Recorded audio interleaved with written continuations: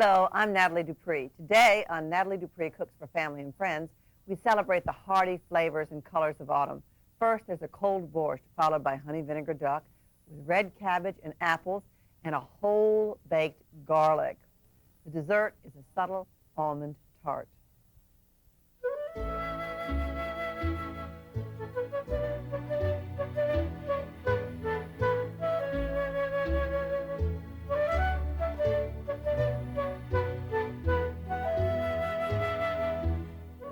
I love the color of this cold borscht, and it's so simple to make, particularly if you have a blender or a food processor. So let me give you the ingredients. 2 to 3 quarts of chicken stock, 6 beets cooked, that's about 2 pounds, and you can use the canned ones, it's fine. 2 red onions chopped, 1 red cabbage grated or sliced, a half a cup of lemon juice, a teaspoon of sugar, 2 medium cucumbers, peeled and sliced if you have a bad peel, but if you have a nice peel, you don't have to peel them, a half a cup of sour cream, 2 green onions chopped, 3 heaping tablespoons of dill, and now let me show you how to cook the beets. Actually, when you live in France, the farmers cook the beets because they know nobody wants to cook them. But here, nobody cooks our beets for us except if we get them canned. They're lovely when they're fresh, and if you have ever grown your own beets and you pick them straight from the ground, they're just like corn. They're so wonderfully different than what you buy in the store. Okay. But to cook your beets, you preheat your oven to about 400 degrees, and you cut off some. I'll just show you this here.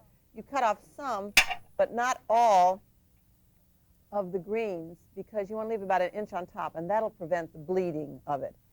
The easiest thing, you can boil them, but the easiest thing is to bake them for 30 to 45 minutes until they're tender. And then you let them cool, and you peel them, and use rubber gloves, because if you don't use rubber gloves, you'll get your hands all discolored, and it's very frustrating. And don't use a wooden board, use a plastic one or something like this that's not wooden and won't stain. Okay, and of course canned beets, as I said, are very acceptable. Now you bring your chicken stock to the boil, and you chop your red onions, and you grate or thinly slice your red cabbage. And I'm not going to do the cabbage now because I've got some later. Oh, I'll show you this cucumber. I was just starting to peel it before the show. You can either peel it or not. This is not waxy, so it doesn't matter. I'm going to slice the cucumber first, and then I'm going to go back and show you how to chop the onion. So you just get in, cut off that top. Now, cucumber wobbles. So if you want to have pretty slices for garnishing, just cut off a flat edge and then let it be on its side. And then move your knife sort of in a ball-bearing motion like that to slice it. Peel or not peel it, it's your call. Now, the red onion, you cut in half. And of course, you want this for color. You can substitute another onion, but everything that you substitute is dependent on the color change then. And you cut off that. You cut off the root end just slightly. You want to leave just the edge on there to hold it all together. And then you cut into the root, leaving it on, just following the dots. I'm going to turn this around and show you this root again so that you can see exactly how much I leave on. Someone wrote and asked me. And then cut into it like that, and then down. And you can certainly do it much larger than that because this is going to be pureed anyway. It's just the larger you leave it, the longer it'll take to cook. And then you can see here, there's just enough root on here to make sure that it holds together while you're chopping, and it's particularly important with something this large. If you had a hard time with it being that large and your hands are small like mine, then you could cut it in half and go like that. So now you add the red onion and the cabbage to the stock, and you cook it until it's soft, about an hour. So here we go.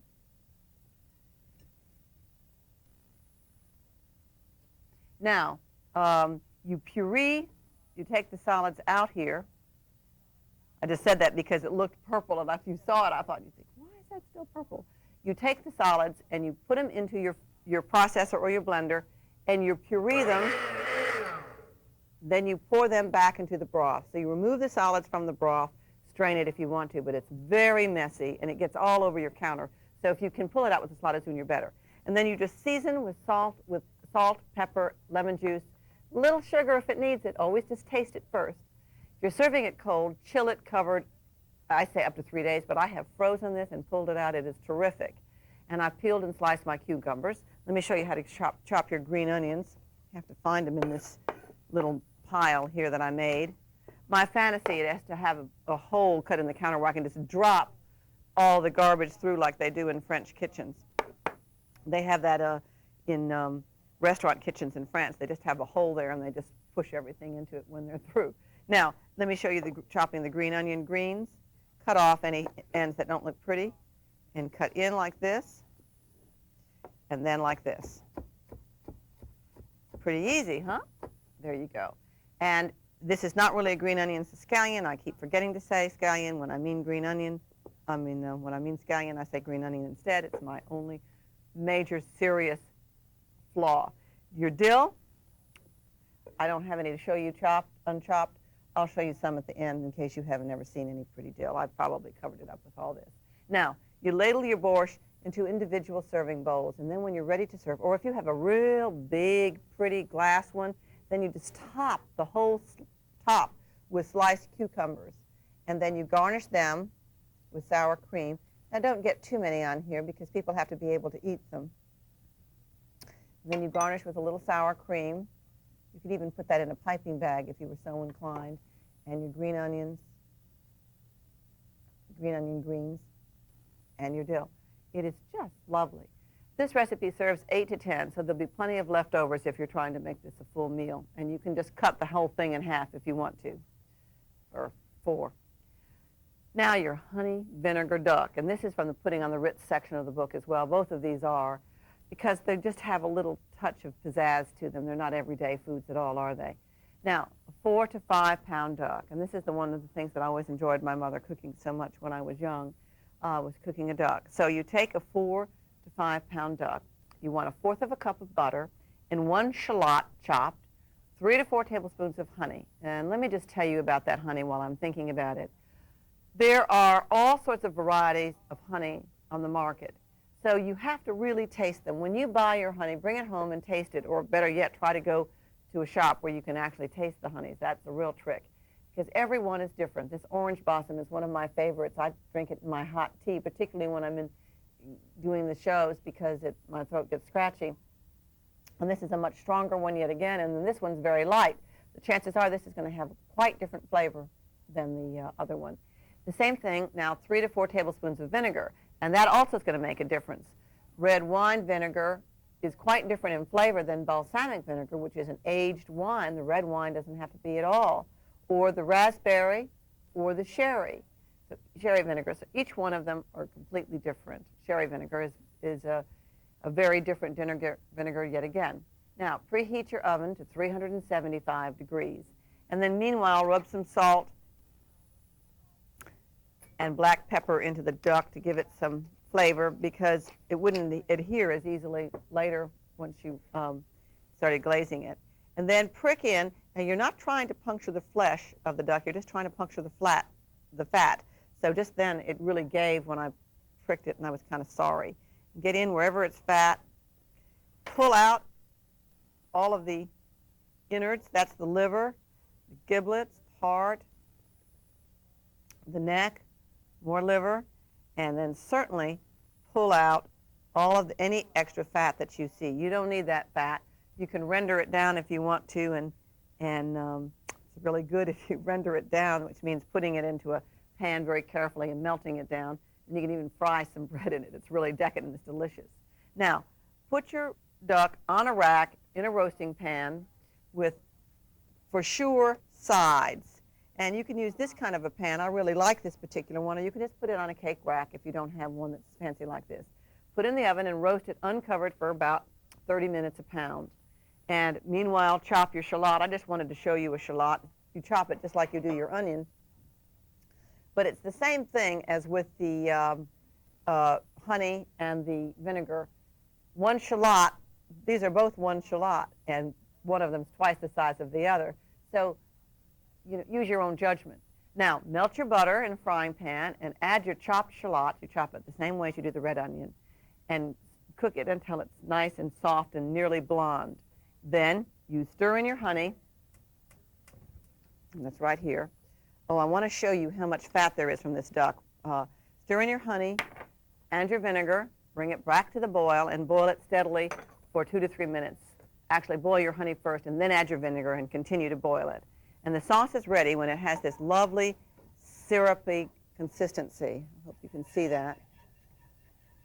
And as I said, the type of honey and vinegar will change the sauce radically. So experiment with the different ones. I think you'll really like it. Clover honey is delicious, for instance. Now, when the duck is done, cut down both sides of the backbone. Now, this is the chest. You can remove the parson's nose if you want. I kind of like that. It's a cook's treat for me. And you cut right down either side of the backbone.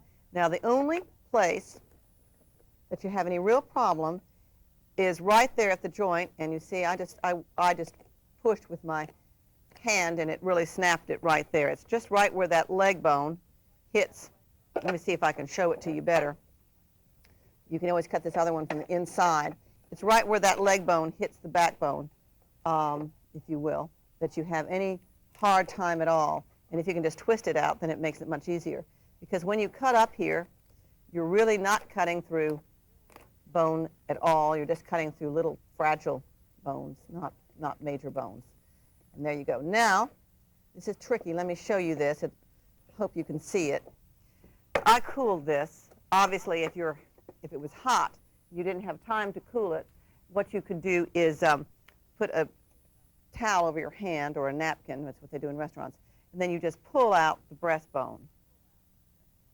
This was so loose because it's real well done. Isn't that wonderful? There we go. Here we go with this. It just comes right out. That makes it infinitely easier for people to eat. Infinitely, infinitely, infinitely. And you can cut off this little wingtip if it burns and you don't like it. But once again, that's a nice crunchy cook's treat for me. Now I'm going to turn it over. I hope I don't tear it, to show you how to slice up the front here. And if you did as I did and you tore it, and of course you wouldn't be manhandling it like I was, then just go ahead and pretend you wanted it in 4 pieces.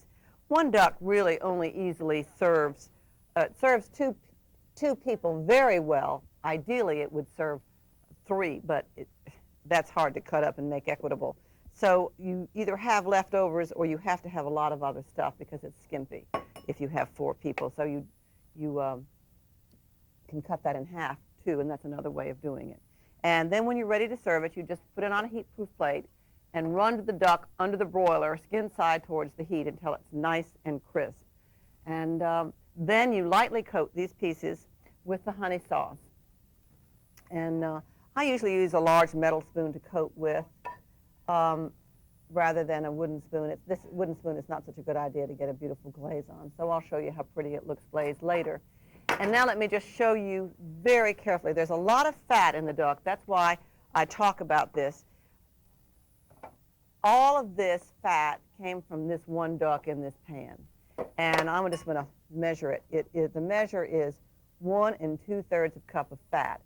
And it is a very easy way to burn up your house. And I know because I once started a fire with the fat from a duck in my oven, and it unsettled a dinner party when it started to blaze.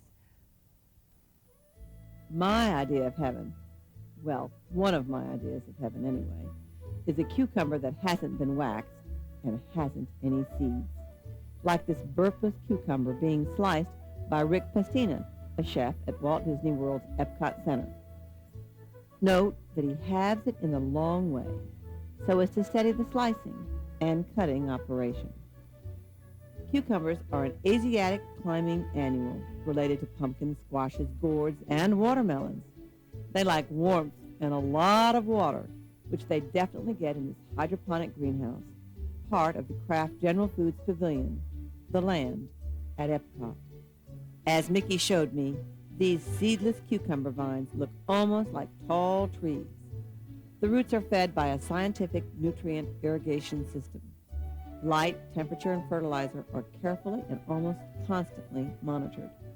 The burpless seedless cukes are a special variety with no male flowers.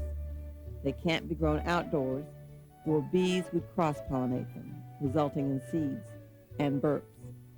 Some insects are necessary in even the best-run environments, however. To control pest mites, which could ruin the leaves and the fruit, predator mites are purchased. They're shipped in bran. It looks like sawdust to me, and it's sprinkled on the leaves. The predators enjoy eating the pests even more than they do the bran, which leaves more wonderful cucumbers for all of us. Right, Mickey?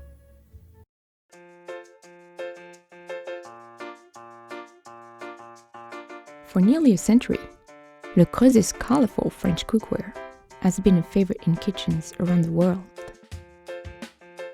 From its bold finishes and uncompromised quality to its easy-to-clean materials, the brand's range of iconic products are as easy to use as they are to love.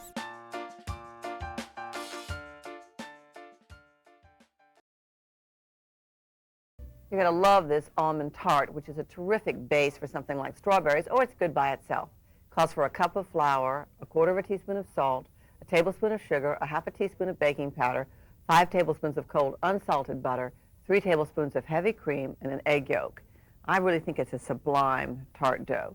Now you mix the flour, the salt, and the sugar and the baking powder, and you sift them all together. It really makes it a little easier. Here are the ingredients if you want to know what's in there already done. And then you cut in your cold butter, and you just want to cut it in until it resembles oatmeal. You want to be able to shake it and have the little pieces fall to the bottom and the big pieces fall to the bottom, and little ones, of course, are incorporated. Heavy things fall first. It's all gravity. Get them down about pea size. You can work to get them down about to that little size, or a little bit smaller. I'm not going to take the time cutting it in and cutting it in. But you want it to be oatmeal, or even pea size is better. And then you beat together the heavy cream and the egg yolk that's been sitting there for a while. Look at this cute little whisk. Really like these little gadgets that I have these days. And you add it to the flour. Now, if you cut your dough, your butter down like you should, this will all be incorporated. It makes a very nice short crust dough. It doesn't have any water in it, so it's very tender, and it's got enough sugar in it that it gives a little crispness too. It's not like a typical dough at all. And you mix it to a smooth dough, and then you flatten it. And I just happen to have some already ready for you to see. I always work with a pastry scraper in case I need to scrape the counter, unless I'm doing something like I am now, where I'm going to roll this out between pieces of plastic wrap, because it's a little hard to handle because it is such a soft, tender dough. You can actually treat it like a cookie dough and mush it right into the pan if you need to desperately, but if you can roll it, it makes it a little faster, easier for you. So here we go. You can even flour your wax paper, your plastic wrap if you'd like, and then you put your, can you hear the thunder? It's starting to come. And then you put your rolling pin in, roll it forward, then you roll it back, turn it, roll forward and back, and just keep going like that until you get a nice circle. I want to show you how easily it will come off of this plastic wrap. Oh, I'm going to show it to you with the larger piece. Just keep going around. You start in the center and roll. Then you start in the center here and roll back. And maybe your wax paper won't be so, your plastic wrap won't be so recalcitrant. Maybe if I called it the same name, it wouldn't be botching up on me that way. But anyway, there it is.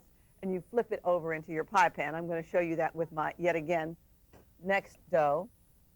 It's already ready, just because it's all the right size, and you'll get a good, clear sense of it. And you just flip this out here, flip over, and take your paper, your plastic wrap right off like that, and then take your fingers and gently lay it in. Don't stretch it if you can avoid it, because if you stretch it, it'll pop back. That's the thing. You want about 1/8 of an inch thick and 1.5 inches larger than your pan. And once your pan is lined, an 8 or 9-inch pie pan will do, or one of those nice flip-out tart pans, you decorate your edge. You can do that any number of ways. Sometimes I just fold it over and then get my fingers in there and push like that. That's a nice way. You can take a fork and just fork around the edges. You can crimp it just with your fingers like that. So whatever way suits you. Pop this into the refrigerator or the freezer for 30 minutes because what you want to do is to have that butter and flour set before you put it into the hot oven, which will melt the butter and change the shape. And then you take some wax paper and you crumple it up. And actually, this is just going to be a little skimpy piece of wax paper. I'll use it anyway. But you take your wax paper and you crumple it up, and you take some rice. And I keep this rice at home in a jar, and I reuse it over and over again, but I don't ever really cook it as rice. It's just used as a weight for the pie crust. You preheat your oven to 425 degrees. And if you want to, you can prick your dough. A little fork. I put everything on top of my fork, but just pretend that's a fork, and you just prick it. How about that? That's the nice thing about having nails. Then put that there. And get enough rice and beans. You can use black beans, for instance, anything dried that wouldn't burn, to get it all the way to the edge. Now, this wax paper won't burn. A lot of people are afraid of that. But do crumple the paper because it'll stick otherwise. You bake it about 20 minutes. That's called baking it blind, or pre-baking it, sometimes I call it. And then you remove your beans and your paper. And then you reduce your oven temperature to 375 degrees. And now for the ingredients for the tart. 2 cups of finely ground almonds, a half a cup of sugar, and a half a teaspoon of almond extract, which is really, you can really tell it's here. 3 eggs beaten, the juice of 1 lemon. Mix together your ground almonds, your sugar, your almond extract, your eggs, and mix that all, just stir it all together, and their lemon juice to make it a nice paste. It's really kind of a marzipan if it had egg whites in it. And then you pour this into your shell, and you bake it. Get it in there. In the pre-baked or baked blind shell, you pre-bake it. You bake it then for another 20 to 25 minutes, and it puffs up. It's lovely. That baking soda in the crust gives it a puff up. So if you're not going to fill it with strawberries, for instance, you wouldn't want to fill it that full into your pan. And now let me show you what it looks like. I think actually I turned the oven off and just put it back in here, so don't worry about my hands. Here's this. It's pretty, isn't it? You can imagine how pretty it is with these sliced strawberries right on top, or leaving them whole. You know, just look at your strawberries and see what the prettiest way is for them. Now, the whole baked garlic. This is a very exciting first course. I've done it before, but it happens to be one of my favorite things. Take 4 whole heads of garlic and just get whatever size you want, or whatever size you can get, and you remove all this little papery stuff. 3 tablespoons of olive oil or butter, and you preheat your oven to 350 degrees. And I'm going to move a little fast on this because I've got one more thing I want to show you. So you take off the papery outer skin, you place them in a small baking dish like I have here, and you drizzle them with olive oil. I use olive oil if I'm going to eat them cold, and I use butter if I'm going to serve them hot. And then, I'll turn this on when I get started, and then you sprinkle your garlic with salt and pepper. You bake it 1 hour to 2 hours, depending on the size, and until they're tender. Show you that. And then you serve 1 head per person. And the flavor is really nutty. It's not like garlic at all. It's just completely different. It's delicious. I love it just on toast or bread, or maybe with some lovely goat cheese or a nice soft cheese like Boursin. It's really terrific. I like it a lot. Now, if you want to do it in the microwave, you cook it 1 minute to 1.5 minutes on full power. I really think it's a little better just cooked in the oven, but if you want to use the microwave, you can.